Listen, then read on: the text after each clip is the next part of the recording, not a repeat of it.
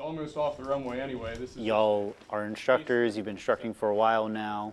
What advice do you have for anyone who's considering becoming an instructor, or is on the fence, or have never thought about it? What advice do you have for them? So one of the things that I've kind of structured my military career around is it's better to say yes and regret it than to say no and regret it. Like, it's better to take the opportunity, learn what you can from the opportunity, and then you can go down the road and say, okay, I did that, didn't really enjoy it, but I'm glad I did it, rather than, oh, I should have done that when I had the chance, but now I can't anymore. I think there's a lot of stuff you can learn from being an instructor. Like I said earlier, a lot of networking you can do, a lot of furthering of your own career, but just knowing you have an impact on the future of your own career field is rewarding in itself. Now, Sergeant Barrick, for you and your experience as air traffic controller, now coming to be an instructor, has there been any changes in stability for your family? Yeah, so coming from operational air traffic control, we were always on rotating shifts. Holloman Air Force Base was between days and swings, and our hours would change based on the flying mission. We always worked to support the airframes and the pilots that we were trying to train up. So coming here, having a steady schedule has been a big change, but it's been awesome change. Kind of get a sleep schedule together, get to plan out more weekday activities than just relying solely on the weekends that you might have off. So a lot more stability in my life as well. We had one of our other instructors, he's writing some kind of cyber stuff into our course, Okay. which is a little bit new for us. And I told him, I was like, hey man, you're pretty much writing the cyber fundamentals for our whole career field for years to come. And he's like, wow, I didn't think about it that way. I was like, yeah, it's awesome. So, but we are getting away from tests, which is kind of cool.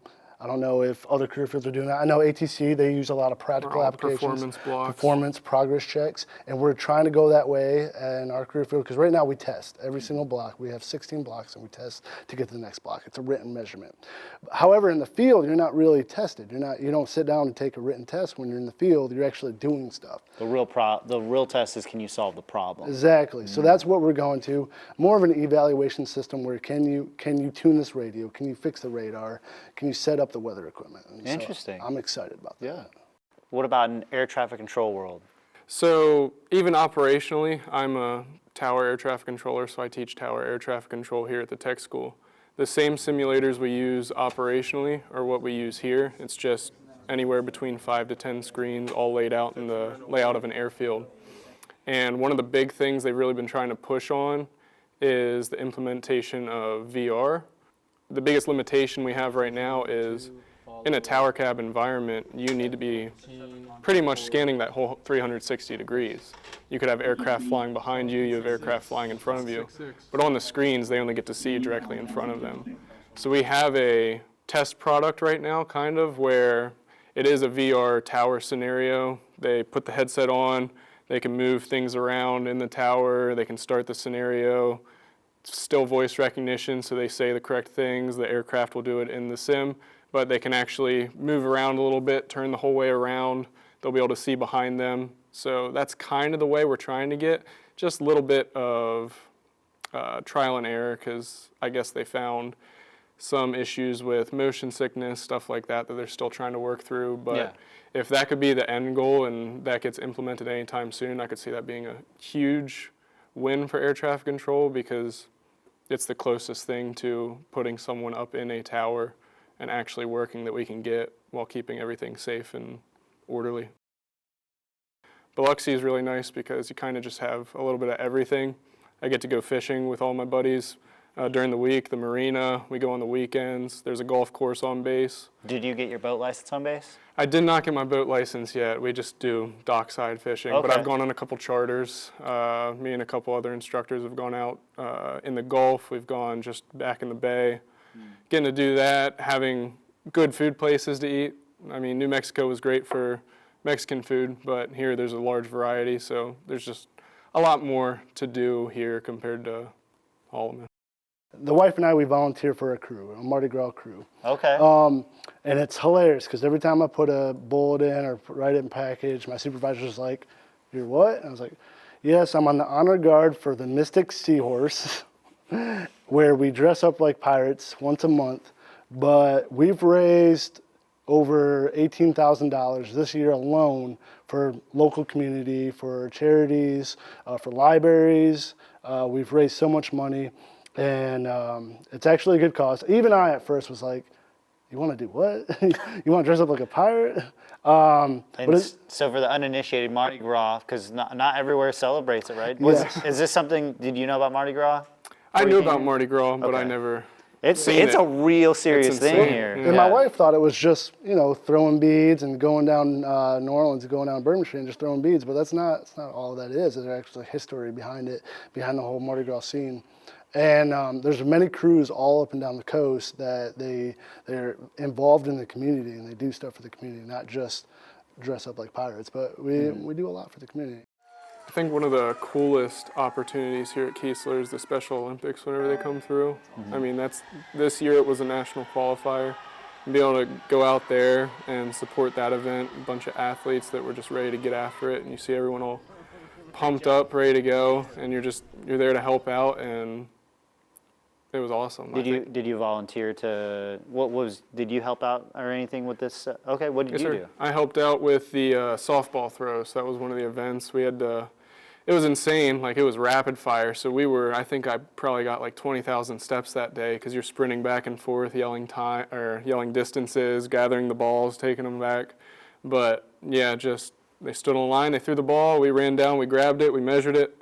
Okay, this is how far, and then you're running back and going back and forth, but it was cool. It was So a good you time. also got your fitness in that day as the Olympians did too. Awesome. Well, I know the base and the local area have a really tight-knit kind of relationship. Whenever we have big events on base, they open it up for pretty much the open population, and they welcome us just the same. And I think it's pretty easy to say that the Southern hospitality is a real thing. I haven't met one person that I haven't been able to get along with down here, civilian or military, and it's been very welcoming. I found community with churches. I found community with just going out to dinner, having nice conversations with strangers that might be sitting across from a table across from you. Like, the people are very welcoming, and it's been a very enjoyable experience. Other professional development, some courses that they have here is the Elite course, which is an enhanced learning center, which you can go take, and you can go to FACTE, faculty development, and they offer a broad of courses that will cover anywhere from better instructing to course development, course rewrite, and all that stuff. And with being so close with the Comm Squadron, I know RAWS instructors, and I believe any instructor on base has the opportunity to go over and take Security Plus or CompTIA certifications, and they could do that for free, and they can shadow you guys, and they can just go take the test and get those certs here. Yeah, you're absolutely right. You can audit, as an AAT instructor, you can go and audit any AATC course that you are also have the clearance for. So you can go, if you want to go learn about finance, you can go sit that course if you want to, or whatever it is that's interesting or that you think could help niche to help you develop in another aspect. Once we get all our daily appraisals done, once we give them extra practice runs and everything, usually around like the last 15, 20 minutes, depending on how the day is going, sit down and we call it airman's time. So a lot of mentoring is being done to where it's almost like the students look at you as their first real supervisor. Like, it's amazing how many questions they might have just on the most random topics, but it's stuff that realistically they aren't learning right away in their Air Force career. Yeah. And even stuff, just basic things like the TSP, setting up their retirement plan, investing. Like, we have a bunch of people, a lot of civilians as well, that are very into it and are very passionate about, if you want to succeed in life, let me know. Some of the instructors actually, one of my good friends, Sergeant Mazzolini, he started this Gator Green initiative over at Cody Hall, to where it pretty much gives them an hour at the end of the day if they volunteer, stay behind from 3:30 to 4:30, and they can ask any question they want. That's and awesome. Instructors stay behind, civilians stay behind, and we answer it to the best of our ability. We answer honestly, and whatever we can do to help them succeed in the Air Force and just in life. That's I tell all my classes, there's a high probability I'm going to end up working with at least a couple of you That's a great point. as soon as I'm out of here. So please let me try and set you up for success so you don't become a pain for me later on down the road. Yeah. Yeah, and your attitude matters, right? If Yeah. people, if they, like you said, a base, some people just don't like a base because maybe they heard negative things. But so if you as an instructor are kind of trying to change that mindset for them, that can really set them up for success. What would you say for y'all was your most rewarding moment so far, or a rewarding moment that sticks out in your mind from being an instructor here? For me, it was probably one of the students had someone really close pass away by suicide. So he felt comfortable enough to come to me as his instructor, talk to me about it a little bit, and thankfully he did, because I was able to set him up with the correct avenues on this is who you need to talk to, this is how you get help if you want it, but this is obviously really affecting you, so I highly recommend you go handle yourself first, because at the end of the day, we can't do what we're supposed to do if there's a bunch of lingering things in the background. But yeah, just that, being that person for these students, because they're still fresh out of basic training. Now they're here, they have a little bit more freedom, but a lot of the times they're still scared of NCOs and everything. But Yeah. hey, we're people too. I'm here to make you better, and hopefully I can do that in every way. So that was awesome. I think for some of my students, for me personally, whenever a student had failed a test or something, and then they either wash into my class or counsel them, but then I get to see them like turn it up a notch, because that might have been the first time anybody's Final ever clicks held them for 'em. accountable. Yeah. And or that they've ever opened a book to try and study and they didn't have the right mindset, and whatever I said or we said as instructor team together kind of changed that perspective, because we still need people to go and become airmen, right, and get operational. And so there's going to be challenge for some of them. Some of them are going to fail, and teaching them how to get back up has really been super rewarding for me personally. For staff testing, has it helped you make rank here? It definitely does, because we have a fundamentals block as well that kind of just teaches all of the most basic air traffic knowledge. So I came here as a staff sergeant, but for tech sergeant testing, just being able to review that, and this is the stuff that air traffic control career field managers, they say this is the stuff we need to know, right? This is the basics. Know this, so that's just a good starting point whenever it comes to studying for like the SKT of, if this is stuff that we're expecting the 3 levels to know, this is stuff that I should probably know. So just getting those study guides from the course, being able to read through those and just get all that knowledge down first before I break open our other big books. It does give you a competitive advantage for sure. Yeah, not to give a sales pitch, but you're absolutely right. Like instructors, if you want to make rank, like this is a place to do it. Like you're teaching the stuff that you're testing on, so like that's an easy way to study for the SKT. In our career field, I'm the same as Sergeant Carr, so we're both radar airfield weather systems. We have 16 blocks. We have so much equipment. So if you were radar prior to the merge, you can go and learn airfield stuff. So it helps bridge that gap on equipment that you might not ever touch. What made you want to buy a house here? Just investment, mostly, just to make an investment. I don't like to rent because I feel like it's throwing away money, but that's just a personal thing. But the biggest thing is every house the wife and I have owned, we've put a koi pond in. Okay. So we can't really do that. We live on base or we rent somewhere. So currently we have a koi pond. It's about 15,000 gallons. It's a little too big. But After this, I might have to see a picture of it. okay, yeah, our koi actually just had babies, so we have about 40 koi swimming around. Okay.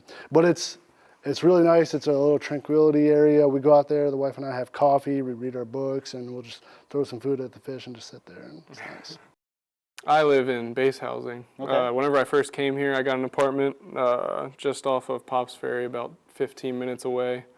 And then once some housing opened up, got available, I put my name in, and thankfully I was able to move in very quickly. I mean, it was a pretty seamless process, but we just like the base housing because a lot of the friends that I made within those first couple of months here all also happen to live in base housing, and they have kids, I have a kid, so it's real easy to, hey, what are you guys doing? You want to get some energy out for the kids, take them to the park, take them to the splash pad, whatever. It's a lot easier to just make plans and good for my kid at the end of the day. Is there a splash pad in the base housing area, or are you talking about the one at the marina? So they have one at the marina on base. They also have a splash pad in one the West Falcon. Also, okay. But then all the parks and everything, everyone knows that base housing has about 10 parks per house. So. Do you guys do any of the special events on base, like Cruising Keesler, the Keesler Farmers Markets, any of that type of things? I've been to the farmers market a couple times. It's not bad at the marina, and we did. They have the July 4th Freedom Fest. Freedom Fest. Freedom Yeah. Fest. That was pretty cool. Got some good fudge in there. Watched the fireworks, and I just happened to have my nieces and nephews in town, so they really enjoyed that going to Freedom Fest. So what other stuff's on base? Freedom Fest was the biggest one for me. Like I like cars, but not enough to go drive around and look at them that much. Kind of being this close to base anyway, and this close to coast for cruising the coast, you can kind of get a look at them anyway without having to be in the big event. But the Freedom Fest that the base put on was awesome. Getting to see fireworks over the bay. You brought up cars. You're not very much of a car person, but you are. Do you go to? You want to say what? Cruising the coast, scraping the coast, we do. jeeping. We do it all. Sometimes we'll cruise the coast. So yeah, there's cruising the coast, scraping the coast, and jeeping the coast. I think there's other ones too. And now Cruising Keesler. Cruising Keesler, yep. So when we first got here, we bought a Jeep. We bought a Jeep Wrangler, and I don't think it's had the top on it since after the month we bought it. So we're always out cruising that, and whenever Cruising the Coast is going on, or any of them, we like to just go sit on 90 and just watch all the old cars. They're beautiful. Thousands of people come into the coast that come and from even out of the country will come to the coastline. Yeah. It's crazy. Yeah. It's an awesome time, kind of a crazy time if you're trying to get anywhere. Yeah, don't go down 90 during that time. Yeah. Just don't do it. Use a If you're back trying road. to get somewhere, yeah. I think for me, the toughest thing was public speaking. You would think, why would you volunteer to be an instructor if you hated public speaking? But I just looked at it as an opportunity for growth. And now every single day I'm talking in front of classes, I'm talking in front of graduations for classes where all the students are coming, and it just became a second-hand thing. Mm-hmm. But yeah, that was like the biggest thing I've had to overcome because I used to hate public speaking. Well, I just want to say thank you all so much for coming today and Thank sharing you. your experiences with us. Yeah, thank you for having us. Yeah, this has been Ignite the Beacon. So we had a conversation about what it's like to be here at Keesler, being an instructor. If you would like to become an instructor, all you need to do is go and click that button. So go into MyVector to the Talent Marketplace and volunteer to become an instructor.